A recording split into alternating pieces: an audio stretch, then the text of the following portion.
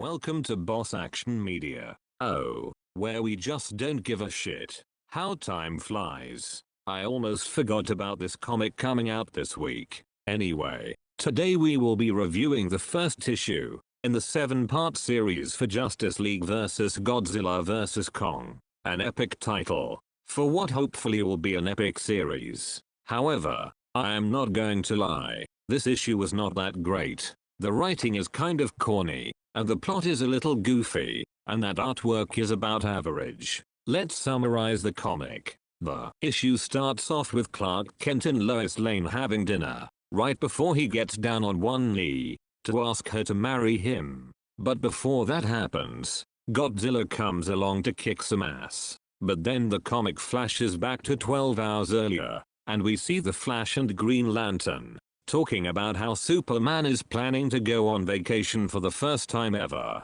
and how Superman has been working overtime and taking care of crime and a bunch of other stuff. Then while they talk, Superman begins to fight a giant bad guy named Titano who has the ability to shoot kryptonite from his eyes. As we all know, kryptonite is Superman's main weakness, so Flash runs off to help, only to find out that Superman took care of Titano without much trouble. I should also point out that during Flash's and Green Lantern's conversation earlier, they point out the fact that Superman has been doing a lot, and touched on how he could burn himself out if he was always this active. So I am guessing this could be a way to justify Superman losing to Godzilla when we get to see them fight in the next issue of the series. Anyway, Superman takes the super bad guy to super jail, and the Justice League gossip crew is talking about Superman planning to ask Lois Lane to marry him, and I am guessing women reading this comic will like this kind of shit. Moving on. Finally something interesting happens. We see the different Justice League villains, also known as the Legion of Doom, talking about how the Justice League are such good friends, and maybe that is why the Justice League wins all the time, because of friendship. Yikes. Anyway, then Lex Luthor walks in and has a plan to steal a mother box from the Fortress of Solitude, Superman's home base. A mother box is a box that can transport you to different worlds, or different multiverses or whatever. When entering the Fortress of Solitude, Lex Luthor says the line, "Look at all these wonderful toys," which is a Easter egg referencing.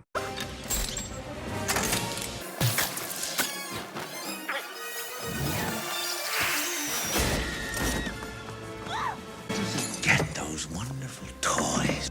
Anyway, the Toyman takes a giant red ruby and sets off an alarm. The comic then takes us to Bruce Wayne and Clark Kent talking about Superman asking Lois Lane to marry him. Bruce Wayne also spends an hour explaining the importance of getting life insurance, buying a home in a good neighborhood with good schools. Bruce goes on to tell Superman that Lois Lane ain't nothing but a gold digger, and begins to recommend a number of divorce attorneys just in case Superman may need them. Man, only if that really did happen. Anyway, then Superman hears the alarm set off by Toyman, but the Justice League are already there, and they tell Superman to go and enjoy his vacation. Anyway, there is a fight while Lex Luthor plays around with the mother box, and Toyman throws a bomb during the fight and sets off the mother box, sending all the villains to another version of Earth, the Monsterverse version of Earth.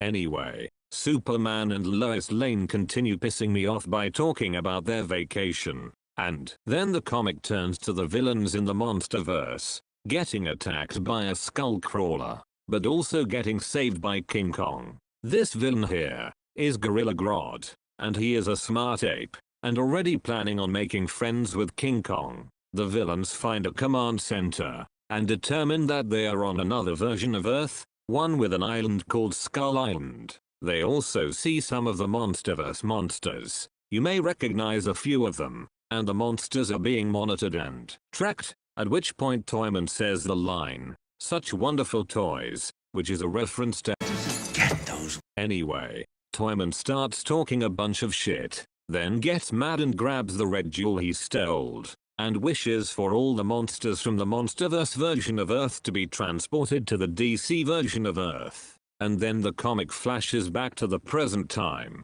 with Superman asking Lois Lane to marry him, and then flying off to meet Godzilla. It should also be noted that there is another story in the same comic that is unrelated to the Godzilla story. I didn't bother to read it. It looks like a preview of a Green Lantern story that takes place in 1936, and apparently it is a same-sex couple storyline, and it will be covered in another comic. Okay then, moving on. As you can tell, I'm not a fan of this issue because, as I stated earlier, the story is kind of corny and doesn't feel as epic as I was expecting. I have nothing against light-hearted or even funny plots, but this thing felt deflated and not fun. It comes off as a slightly lazy plot, if I am being honest, and I touched on how bad the writing was at times. So sadly, I have to report that this series is not off to a great start. Magically wishing Godzilla and company into the DC universe frankly seems lazy,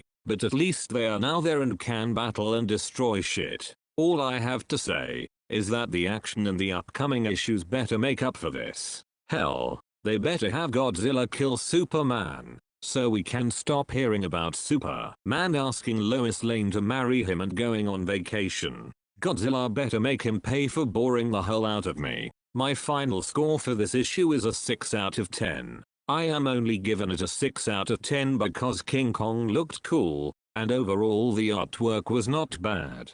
Hopefully the rest of the series will be as epic as the title of the suggests it should be. Anyway, next month Godzilla -1 will premiere in Japan. The new Godzilla TV show from Apple Plus is also coming out in November as well. And, believe it or not, I have been too busy and have not had a chance to see the trailer that dropped a week or two ago, and I am not planning on seeing it. I'll just watch the freaking show on the 17th of November. The series is getting a 10-episode run. Each episode will be an hour long. This is going to be awesome. The first 2 episodes will be directed by the guy who has done a shitload of above-average television shows, and will be directing the upcoming Fantastic Four film, so that is a good sign. In other news, the Netflix series Skull Island will be getting a 2nd season, so yeah, Godzilla fans will be logging in a lot of giant monster screen time in the not too distant future.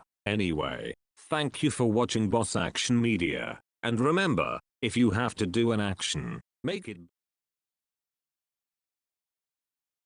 Guys, that's what they're trading. Trade what? All those videos. We have to do something, and we have to do it now. Who's that?